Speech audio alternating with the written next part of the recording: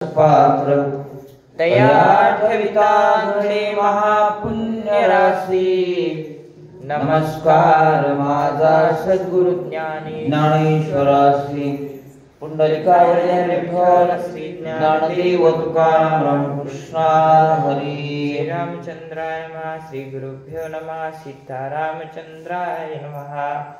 श्रीरामांचे अनुज्ञाने मी करीतो अयोध्ये गमन।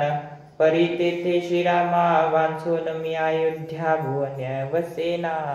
कथा परिसता रामायण पूर्वद उद्धरतीदान। पूर्वदांचे नवलोकन उद्धरे संपूर्ण त्रिजगती अशी तुमचा आमचा जगाचा उद्धार करणारी रामकथा। त्या रामकथेच्या माध्यमातून नाथ महाराज सांगू लागले भारताचा निश्चय आहे। श्रीरामाच्या अनुज्ञेने त्यांची आज्ञा असेल तरच मी काय करील, परत जाईल या चित्रकूटावरून। पण परत जात असताना काय करील, मी नंदीग्रामी राहीन जाण। मी नंदीग्रामामध्ये राहीन, अयोध्येत मात्र जाणार नाही म्हणजे नाही। हे असं असेल तर मी परत जातो, अन्यथा जाणार नाही। हा निश्चय कुणाचा आहे? भरताचा आहे महाराज। तसेच वारकऱ्यांचा निश्चय आहे। उद्या त्रयोदशी आहे आणि ती त्रयोदशी केल्याच्या नंतरच आम्ही पुन्हा आमच्या गावाला येणार आहे। तोपर्यंत आळंदीमध्ये थंडी लागो, ऊन वारा पाऊस नाही, पण काही असो आम्ही तिथं वास्तव्य करणार आणि महाराजांचा समाधी सोहळा संपन्न करणार। कारण आज आळंदीमध्ये महाराष्ट्रातीलच नाही तर भारताच्या कानाकोपऱ्यामधनं अनेक साधक विदेशातनं येतात आणि पुनीत होतात बर का। म्हणून तुकाराम महाराज म्हणले चला आळंदीला जावो, ज्ञानेश्वर डोळा पाहो। होतील संतांची या भेटी, सांगू सुखाची या गोष्टी। ज्ञानेश्वर ज्ञानेश्वर मुकी म्हणता चुकतील फेर, नाही का। तुकाराम महाराज म्हणले जन्म नाही रे अनेक, तुका म्हणे माझी भाग। मी वचन देतो म्हटले पुन्हा जन्म नाही, त्याच्यामुळं आळंदीला जाऊया। ज्ञानेश्वर ज्ञानेश्वर मंत्र म्हटला, चुकती 84चे ही जे फेरे आहेत महाराज ते चुकतात, फक्त उच्चार केला तर। काय कमाल असेल। इतकी एकंदरीत आळंदीमध्ये आपण वंदन करूया आणि पुढच्या वयीकडे येऊया। ऐका, निजराच्या ते त्या गुणी पिता प्रवेशे वैकुंठ भुवनी। श्रीराम सांडोनी यावनी मी राजभवनी राहेना। मी राजभवनी राहेना। ज्या अयोध्येमध्ये माझा पिताच नाही, दशरथ नाहीत ना, कुठं गेलेत ते? राम राम राम राम म्हणत। कारण राम वनाला गेल्याच्या नंतर त्यांची दुःखावस्था झाली आणि त्या दुःखावस्थेमध्ये त्यांनी प्राण सोडला बर का। म्हणून त्या राजभवनी वसेना, त्या अयोध्येकडे मी जाणार नाही म्हणजे नाही। रामचंद्र प्रभू तिथं नाहीत, एकतर माझे पिता तिथं नाहीत आणि तुम्ही नसल्याच्या नंतर काय करायचंय ते? ओस ग्रही तोरण बांधिले का पुढं कांत हिनेने कुंकुम म्हणजे कुंकू घालता येत नाही तिला, त्या पद्धतीनं हे सगळं ओझ झाले अयोध्या। कुणाला म्हणायचंय? भरताला। म्हणून मी तिथं जाणार नाही म्हणजे नाही। मी तुम्ही विनंती करताय म्हणून मी परत जायला निघालो, पण अयोध्येमध्ये जाणार नाही। कुणाचा विचार आहे? भरताचा विचार आहे। माय काय म्हणू लागले ऐका, विनंती करीतो मी समस्ता मी नंदी ग्रामी राहीनाता।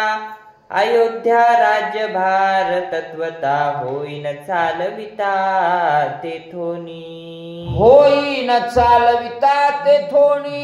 मी अयोध्येमध्ये जाणार नाही म्हणजे नाही. का?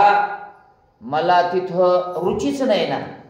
रुची कधी राहते? आपल्या आपतिष्ट असल्याच्या नंतर, सगळे सोयरे असल्याच्या नंतर, कुणीतरी आपलेपणाची भावना असल्याच्या नंतर त्या गावामध्ये राहावं वाटतं ना. अयोध्या जरी माझी कर्मभूमी जन्मभूमी असली तरीही मला तिथं करमत नाही आता. कारण माझे पिता नाही, रामचंद्र प्रभू एवढा एकंदरीत माझा बंधू, तो वनाला गेलाय. म्हणून त्या राज्याकडं मी डुंकून पाहणार नाही. कुठं राहील? मी नंदीग्रामी तत्वता. 4 कोसावरच आहे, तिथं जवळ आहे, तिथं वास्तव्य करीन. त्या पादुका घेईन आणि राम राम राम राम राम राम सदोदित नामस्मरण करेल. आपण बी तसा विचार करावा नाही का? गावात माझं कुणी नाही ना, मी कुठं राहील? होय, नामस्मरणात सदोदित राहील, अन्नदानात सदोदित राहील. म्हणून तुरे काकाने आता सप्ताह ठेवलाय ना आपल्याला, मेजवानी आहे भागवत देवी भागवताच्या माध्यमातून. आणि 25 तारखेपासून त्यांचा सुंदर असा हा सप्ताहाचं आयोजन आहे. काकडा आरतीपासनं ते ज्ञानेश्वरी पारायण असेल, भागवत कथा असेल, कीर्तन असेल. ह्या 25 तारखेपासून 2 तारखेपर्यंत ही सगळी मेजवानी त्यांच्या वतीनं आपल्याला प्राप्त होते. त्यांनाही धन्यवाद, त्या कुटुंबाला धन्यवाद. फार पारमार्थिक आहेत आणि पारमार्थिक असल्यामुळं त्यांना वंदन, त्यांच्या कार्याला वंदन, त्यांच्या एकंदरीत कुटुंबाला. मोतीराम महाराजांनी अशीच सद्बुद्धी देव परमार्थिक कार्य करून घ्यावं ही विनंती करून नंदीग्रामामध्ये मी राहीन असा निश्चय कोण केलाय? भरतानं केलाय का? भद्री न देखता रघुनाथा मज नावरे दुःखावस्था या लागी अयोध्ये नव जाता राज्यभार माता शत्रुघ्ना. राज्यभार माता शत्रुघ्ना हाती. मी काय करील? त्या भद्री म्हणजे राज्यावर माझा रामचंद्र प्रभू दिसला नाही. आणि दिसत नसेल तर तिथं कशाला जायचंय? मी जाणार नाही म्हणजे नाही. मी कुठं राहील? इथं नंदीग्रामामध्ये राहील. आणि नंदीग्रामामध्ये राहिल्याच्या नंतर तिथूनच मी रामाचं स्मरण करेन. श्रीराम जय राम, जय जय राम. श्रीराम जय राम, जय जय राम. भरताचं काय भक्ती होती महाराज. त्या ओया आल्यात त्या शक्तीमध्ये. आणि इतकी भक्ती होती की पशु पक्षी, हिंस्र पशु पक्षी सुद्धा तिथं काय म्हणत होते? एकोप्यानं राहत होते. त्या दिवशी सांगितलं ना, गाय देखोनी सज्जन निववी देखोनी जीवन व्याग्र पापी म्हणून उपेक्षण न करीची. अशी अवस्था भारताच्या नंदीग्रामामध्ये त्यांच्या भक्तीनं तयार झाली होती. कुणाच्या? भरताच्या. म्हणून मी तिथंच राहील. माझा निश्चय आहे, माझा भाऊ राज्यावर नसल्याच्या नंतर मी डुंकून पाहणार नाही अयोध्येकडं. ऐका, रामे विनायोध्या दृष्टी देखता मज दुःख कोटी. या लागी तिची न मी गे भेटी ते वस्तीची गोष्टी रुचेना. ते वस्तीची गोष्टी रुचेना. मला रुचीच नाही तिथं. कोणती गोष्टी रुचेना? रामचंद्र प्रभू ज्या ठिकाणी नाहीत, माझा पिता ज्या अयोध्येमध्ये नाही, ती गोष्टी मला रुचण्यासारखी नाही, पटण्यासारखी नाही. म्हणून मी अयोध्येकडे जाणार नाही म्हणजे नाही. ऐकायला का तुम्ही? त्या लक्ष्मणाला, वशिष्ठांना, रामांना सांगू लागले, तुम्ही पादुका द्यालेत मला, परत जा म्हणायलेत. परंतु परत जात असताना माझी आट आहे. मी कुठं राहीन? नंदीग्रामामध्येच राहील. तुमचं हे सगळं नंदीग्रामच आहे महाराज. सदोदित परमार्थ आहे ना का? आणि सदोदित परमार्थ ज्या भागात असतो ते नंदीग्रामच असतं. ते वेगळं नसतं. आणि जिथं परमार्थ नाही ते गाव म्हणजे भूताचं गाव म्हणायचं. आणि म्हणून तुम्हाला द्यावे तेवढे धन्यवाद. मगाच म्हटलं ना मी, धन्यवाद कमी आहे. इतका परमार्थ तुम्ही करताय. दुपारी असेल, संध्याकाळी असेल, काकडाच्या माध्यमातून असेल, सदोदित स्मरणामध्ये राहतात. आणि स्मरणे स्मरणे तद्रूपता, ती अवस्था येते महाराज. म्हणून आळंदी का पवित्र आहे? माऊलींचं तिथं काय आहे? वास्तव्य आहे, संजीवन समाधी आहे. नव्हे, तिथं धन्य इंद्रायणी, इंद्रायणी नदी आहे. आणि पिंपळाचा पार, धन्य ज्ञानेश्वर, पुण्यभूमी. पुण्यभूमी आहे ना ती. आणि पुण्यभूमी असल्यामुळे पुरीला जाण्यासाठी सगळेजण तयार होतात. आपणही पुरीमध्ये असल्यासारखी आहोत. काय होते, होणार आहे उद्या? विमानाची दाटी, पुष्पांचा वर्षाव, स्वर्गीहून देव. आजही होतंय महाराज. तुम्ही बघितलं ना, गेला असाल तुम्ही. आजही काय होतंय? आता तर किती तोळ्याचा बसवलाय? 11 का 11.5 तोळ्याचा, काय म्हणतात त्याला, कळस बसवलाय. आत्ता गेल्या 2 महिन्याखाली आहे ना, 15 तारखेला तो बसवलाय. म्हणून त्या ठिकाणी पुष्पाचा वर्षाव होतोय. आणि म्हणून नामदेव महाराज म्हणतात, नामा म्हणे देवा चला तया ठाया, विश्रांती घ्यावया कल्पवरी. कारण पुण्यभूमी ठावा आहे ते.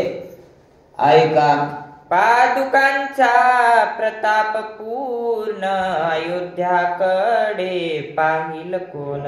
कळी काळ नोळंगती अंगवन, राज्य लक्षण पादुका. या पादुका म्हणजेच राज्य लक्षण आहे. आणि राज्य लक्षण असल्यामुळं कळी काळ सुद्धा काय होतो? पाया पडतो महाराज. कुणाकडं बघून? त्या पादुकाकडं बघणं. म्हणून आज ज्या माऊलींच्या निमित्तानं आळंदीमध्ये लोक येतात, कशाचं? समाधीचं दर्शन व्हावं, निदान माऊलींच्या पादुकांचं दर्शन व्हावं, हीच अपेक्षा आहे ना. आणि आम्ही कृत्य व्हावं.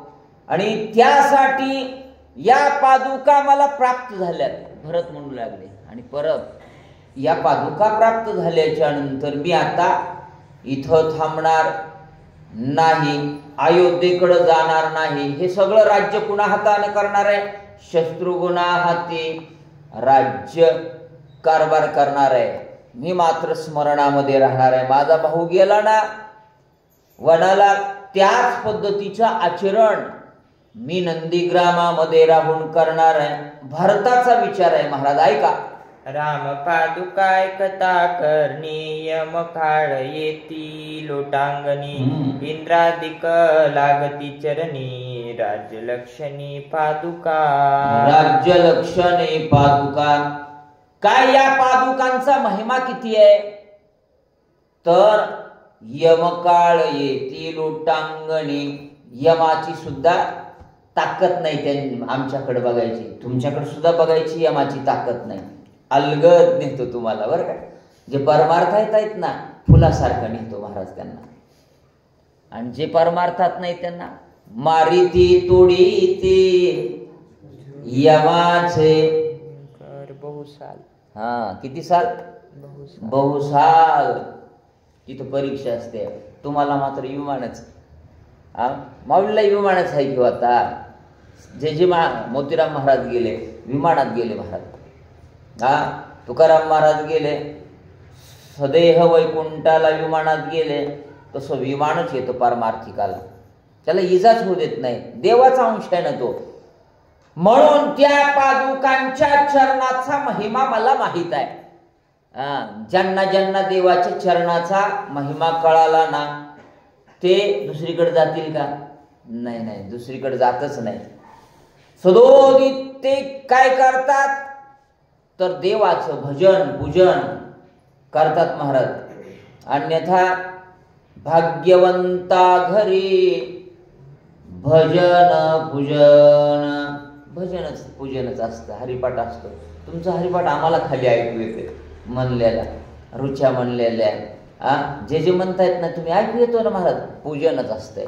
आणि ज्यांच्या घरी काहीच नाही तिथं काय रांदा वाडा उष्टी काढा, वादावादी सगळी. पण वादावादीपेक्षा इथं भजन पूजन हे महत्वाचं आहे. त्यामुळे या चरणाचा महिमा मला कळाला, तुम्हालाही कळालं पाहिजे. मनुष्य देह त्याच्यासाठी आहे. आणि मनुष्य देह प्राप्त झाल्याच्या नंतर मनुष्य देहाचे निसाधने सच्चिदानंद पदवी घेणे एवढं प्राप्त करता येतं म्हटले. तितक्या पदवीपर्यंत जाता येते. हे संत गेले ना, आणि त्या मार्गाने गेले की आपणही जाता येते साहेब. म्हणून त्या पादुकाचा महिमा मला कळाला. मी सोडणार नाही म्हणजे नाही. भरताचा विचार बोलून दाखवू लागले वशिष्ठांना. राम वियोगाचे दुःख पादुका पावता गेले निषेक, पादुका पाहता स्वानंद सुख अत्यंतिक श्रीरामा. अत्यंतिक श्रीरामा. रामा मला किती दुःख सुख झालंय. तुम्ही वनवासाला गेले याचं दुःख विसरून गेलो का? पादुका प्राप्त रामाचा विचार आल्याच्या नंतर, सत्विचार आल्याच्या नंतर, चांगला विचार आल्याच्या नंतर दुःख जावोनी सुख होय. सुखच होते महाराज. सदोदित परमार्थात राहा तुम्ही, सुखच सुख आहे. आणि संत संघाच्या ठिकाणी सुखच सुख आहे. सुख एके ठाई बहु उपाई. संतांच्या त्या संतांच्या ठिकाणी सुखच आहे की. आज आळंदी सुखच आहे की महाराज. सदोदित सुख आहे. म्हणून मी आता ते सुख सोडणार नाही, त्या पादुका सोडणार नाहीत, सोडणार नाही असा भरताचा विचार आहे. तुम्ही सुद्धा परमार्थ सोडायचा नाही. चांगले विचार गुरुजी कधी सोडायचे नाही. भलेही आपलं नुकसान होईल कदाचित. चांगल्या माणसाची परीक्षा, सोन्याची परीक्षा आहे की. होय, चांगल्या माणसाची परीक्षा असते. वाईटाला कोण विचारते? आता काही जगात परभणीमध्ये किती फिरणारे असतील, होय गुरुजी, त्याला कोणी विचारते का? नाही ना. चांगल्यांना मात्र परीक्षा द्यावी लागते आणि ती उत्तीर्ण व्हावी लागते. म्हणून भरत म्हणतायत मी आता या पादुकांचा महिमा मला कळाला. राम जरी वनवासाला गेले तरीही मला आता पादुका रूपानं माझ्या जवळच राम आहेत असं मी मानतो आणि त्यांचं पूजन अर्चन करतो. कोण म्हणताय? भरत म्हणू लागले. पुढती भेटे श्री रघुनाथ तववरी माझे हेची व्रत मस्तकी पादुका सतत स्वानंद युक्त वाहिना. काय करेन मी या पादुका स्वानंद युक्त वाहीन. जोपर्यंत रामचंद्र प्रभू 14 वर्ष पूर्ण करून रावणाचा काटा काढून इथं येणार नाहीत, माझी भेट घेणार नाहीत, तोपर्यंत या पादुका मी खाली उतरणार नाही. तो विचार मी खाली ठेवणार नाही रामाचा. आणि सदोदित अहर्निशी रामाचा विचार ठेवीन, नामस्मरण करेल. रामचंद्र प्रभू आल्याच्या नंतर भेटले मला की मग या पादुका मी उतरविण्याचं काम करेल. तोपर्यंत अनेक महिला असतात. तुम्ही कधी वारी केली ना महिन्याची, दिंडी सुरू झाली की तुळशी वृंदावन घेतात. त्या सदोदित विणेकरी विणा घेतो, झेंडेकरी झेंडा घेतो. तपस्याच आहे की महाराज ती. होय, साधं चल वाटत नाही आपल्याला. साधं बसावं वाटतं कुठं. ते बसत टाळकरी कमालच आहे ना ते गुरुजी. टाळ घेऊन वाजवून तेवढं चालायचं म्हणजे तहान म्हणायचं नाही, भूक म्हणायचं नाही, वारा म्हणायचं नाही, पाऊस म्हणायचं नाही. किती साधना आहे. यज्ञ पाऊला पाऊली, त्यांच्या पाऊला पाऊलानं यज्ञ प्राप्त होतो बरं का. त्या नामस्मरणामध्ये इतकी साधना त्यांची आहे. तसं मी करेन. मी आता राम आल्याशिवाय उतरणार नाही. भरताचा विचार आहे. राम राहिला वनवासी, विसरलो मिथ्या दुःखासी, पादुका रूपे मजपासी, अहर्निशी श्रीराम. आता माझ्या जवळ श्रीराम आहेत ना, अहर्निशी श्रीराम. पादुका भेटल्या म्हणजे रामच माझ्या जवळ आहे. कोण म्हणतायत? भरत म्हणू लागले, आता मला ते दुःखच नाही, राम गेलेत वनाला, माझ्या जवळ नाहीत. मला वाटू लागलं, पण त्यांनी या रूपानं काय दिलंय मला? ठेवा दिलाय. तसंच ठेवा दिलाय संतांनी आपल्याला सुद्धा, हे ग्रंथाच्या रूपाने ठेवा दिलाय. जरी नाथ महाराज आता आपल्या समोर नसले तरी ग्रंथाच्या रूपाने आहेत. ज्ञानेश्वर महाराज नसले तरीही हरिपाठ कीर्ती मुखी जरी गाय, पवित्रची होय देह त्यांचा. फक्त गा म्हणले, हरिपाठ म्हणा. आणि म्हणत गेलं की पवित्रची होय देह त्यांचा. तुमचा देह पवित्र होतो. कुणी लिहिलंय? माऊलीने लिहिलं ना. हरिमुखे म्हणा पुण्याची गणना. काय सांगावं, हे 28 अभंग वाचल्याच्या नंतर हरिपाठाचे एका अभंगामध्ये कितीतरी अर्थ दडलाय. म्हणून पवित्र देह करायचा असेल तर माऊलींनी, आता उद्या त्यांचा समाधी सोहळा आहे, त्या निमित्तानं हरिपाठ म्हणत जा, ज्ञानेश्वरीच्या 5 ओव्या घेत जा. नवे चांगदेव 65 असेल, आणखीन अमृतानुभव त्यांनी लिहिलाय तो असेल. जे ग्रंथ आहेत ना गुरुजी, एकदा तीर्थयात्रेला गेलं ना हे ग्रंथ आणायचे. भागवत असेल नाथांचं, आणायचं न वाचित बसायचं. वेळच गमवायचं नाही. कशाला जायचं इकडं तिकडं? आपला ग्रंथ हेच मित्र असले पाहिजे बरं का. संत हेच मित्र असले पाहिजे. लक्षात महाराज, हे भारताचं तेच काम आहे की राम नाहीत ना, नसू दे, पण त्यांच्या रूपानं मला पादुका प्राप्त आहेत ना, त्यांचा विचार मला प्राप्त झाला ना, मी तो काय करणार? प्रसारित करणार, जगाला देणार. आणि ते जगाला देण्याचं काम माऊलींनी केलंय. व्यासाचा मागोवा घेतो भाष्यकाराला विचारलं, म्हणले ही सगळी देणगी कुणाची आहे? व्यासांची आहे. माझं पदरचं काहीच नाही म्हणतात. एवढे माऊलींनी लिहून काय कमाल आहे. त्या व्यासांच्या या सगळ्या ज्या रुच्या आहेत त्या मराठीत करण्याचा फक्त मी प्रयत्न केला, आणि ते प्रयत्न एवढा सफल झाला. मराठीची नगरी ब्रह्मविद्येचा सुखाळू करी. सुखाळच केला महाराज मराठीमध्ये, केला की नाही? एवढी मराठीमध्ये ज्ञानेश्वरी आणली ना. एक ओळी वाचल्याच्या नंतर नाथांनी तर सांगितलं नाही, एकतरी ओळी अनुभवावी, पाहावी नाही, अनुभव घ्या म्हटले. अनुभव या ओळीचा, आणि अनुभव घेतला की राम तुमच्या जवळच आहे हो, दुसरीकडे नाही. विठ्ठल जळी स्थळी भरला, रिता ठाव नाही उरला, आजवी दृष्टीने पाहिला, विठ्ठलची विठ्ठल. अशी अनुभूती येते. माझ्याजवळ राम आहे. भरताचा विचार आहे. ऐकोनी भरताचे वचन, श्रीरामा झाला सुख संपन्न, दोघाही दिदले आलिंगन, भरत शत्रुघ्न सुख. किती आनंद झाला असेल रामाला, एवढा आनंद झाला. दोघाही दिदले आलिंगन. राम उठले महाराज. वशिष्ठ तिथंच होते. भरतानं एवढं म्हटल्याच्या नंतर आनंद त्रिभुवनात मायनासा झाला रामाला, आणि उठल्याबरोबर भरताला आलिंगन दिलं, शत्रुघ्नाला आलिंगन दिलं, आणि दोघांनाही आलिंगन दिल्याच्या नंतर काय होतं? आलिंगनानं काय होतंय? पाया पडल्यानं काय होतंय? मोक्ष सायुज्यता जोडे, आलिंगन घडे. आलिंगन त्याच्यासाठी होतं गुरुजी. पाया त्याच्यासाठी पडायचं हो.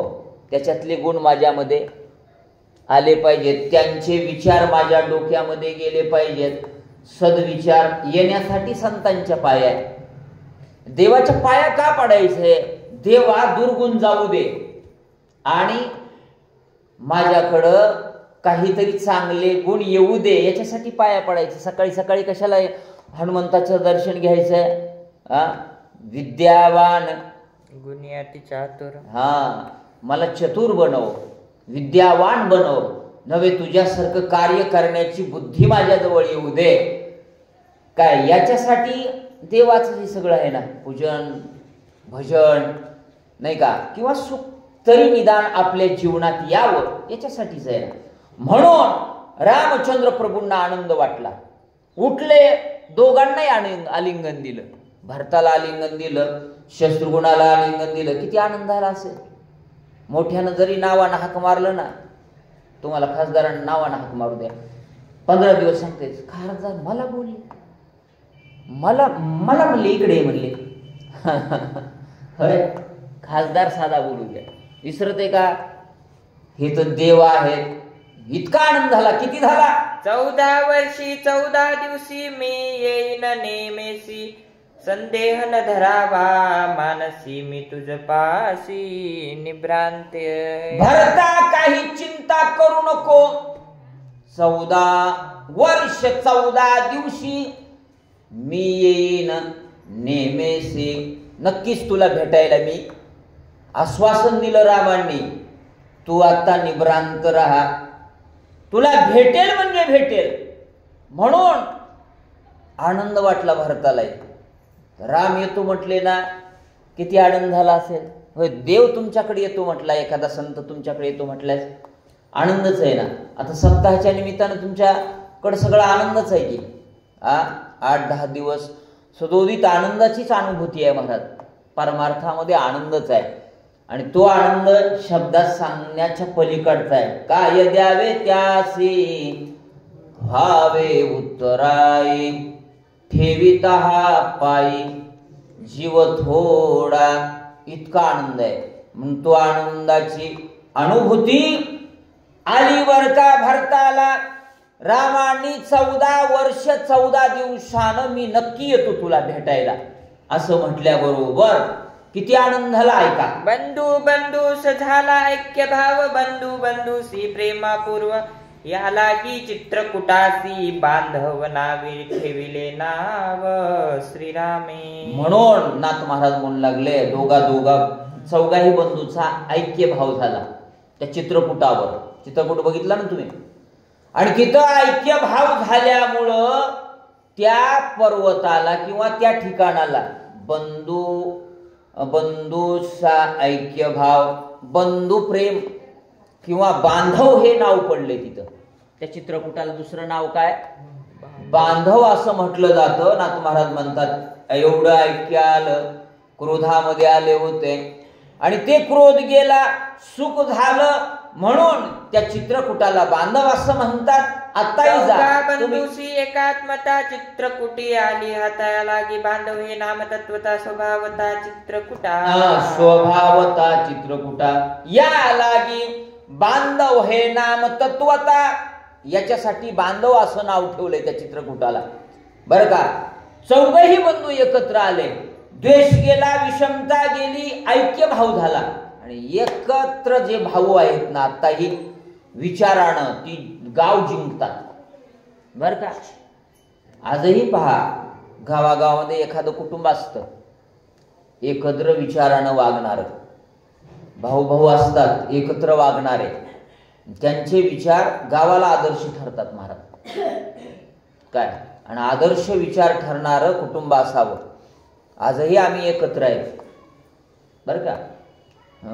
एक आता ते काही सांगत बसायचं नाही, पण ऐक्य भाव असला की मग माणसाच्या वेगळी छाप पडते. आता कोट्याधीश होतील नाही असं नाही माणसं, पण त्यांची छाप पडत. आरतीमध्ये तुमच्या घरच तुला कळना, बाहेर कशाला सांगतो असा शब्द येतो महाराज. म्हणून बांधव हे नाम तत्वता चित्रकूटाला पडलं. काय झालं?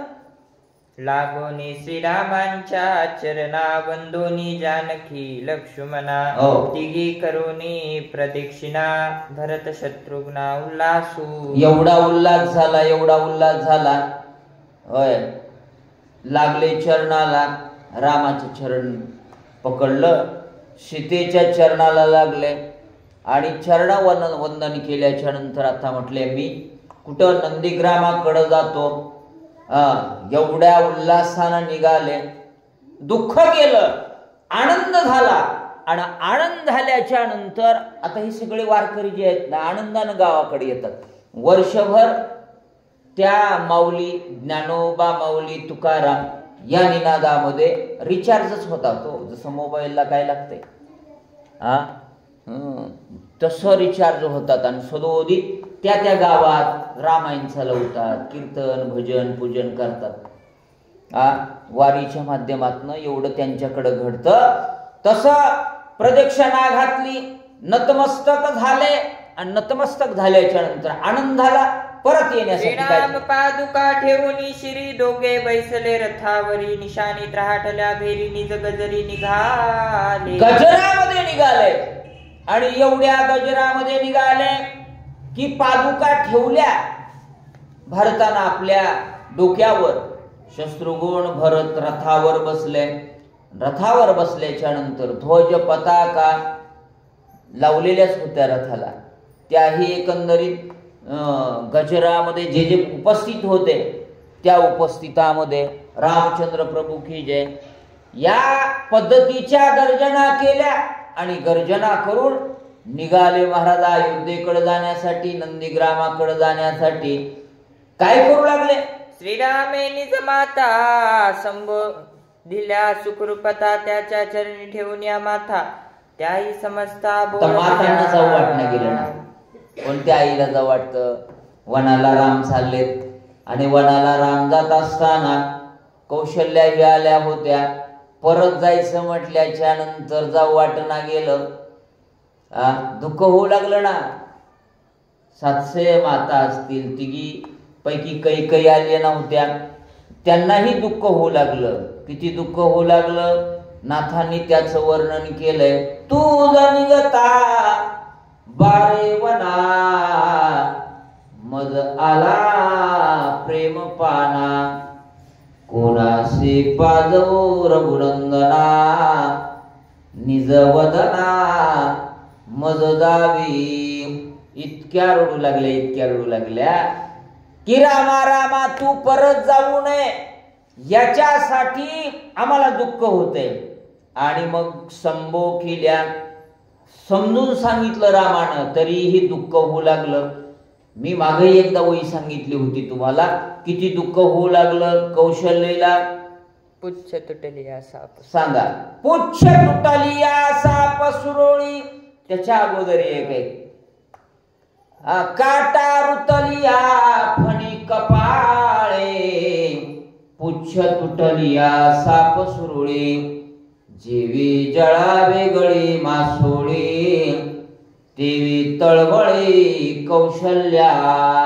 किती उदाहरणं महत्वाचे आहे ते. एखाद्या नाग आहे बर का, त्याच्या मस्तकावर फण्यावर काटा रुतावा, त्याला फार गुरुजी दुःख होते. सगळ्यात जास्त दुःख होते म्हटले नाथ महाराज सांगू लागले. किंवा पुच्छ तुटलिया साप सुरुळी. साप सुरुळी आहे ना, पाल घ्या, तिचं शिपूट तुटल्याच्या नंतर किती दुःख होतंय, त्या व्यातना सांगता येत नाही. हेही कमी वाटलं उदाहरण म्हणून नाथांनी पुढचं उदाहरण वापरलं. जळा वेगळी मासोळी. पाण्याचं आणि माशाचं इतकं नातं आहे काकू की पाण्याच्या बाहेर मासा काढला काय होते, राहू शकत नाही, क्षणभर सुद्धा राहू शकत नाही. लागलीच गत प्राण होतो. तेवी तळमळी कौशल्या. इतकी तळमळ वाटू लागली बर का. आणि ती तळमळ ओळखली रामानं. राम जवळ आले. आई म्हटले तसं नाही, हे कार्य करण्यासाठी मला जायचंय. जाऊ दे ना. सावरकरांच्या आई जाऊ देण्या गेल्या. देश स्वातंत्र्य करण्यासाठी जात असताना तेव्हा आई म्हणले तू चिंता करू नको, मी परत तुझ्याच पोटी काय करीन, जन्म घेईन. त्यांनी कविता लिहिली. कविता कुंज विहारींनी त्याचं वर्णन केलंय. थोडक्यात आलं म्हणून सांगावं. ते कुंज विहारी लिहितात.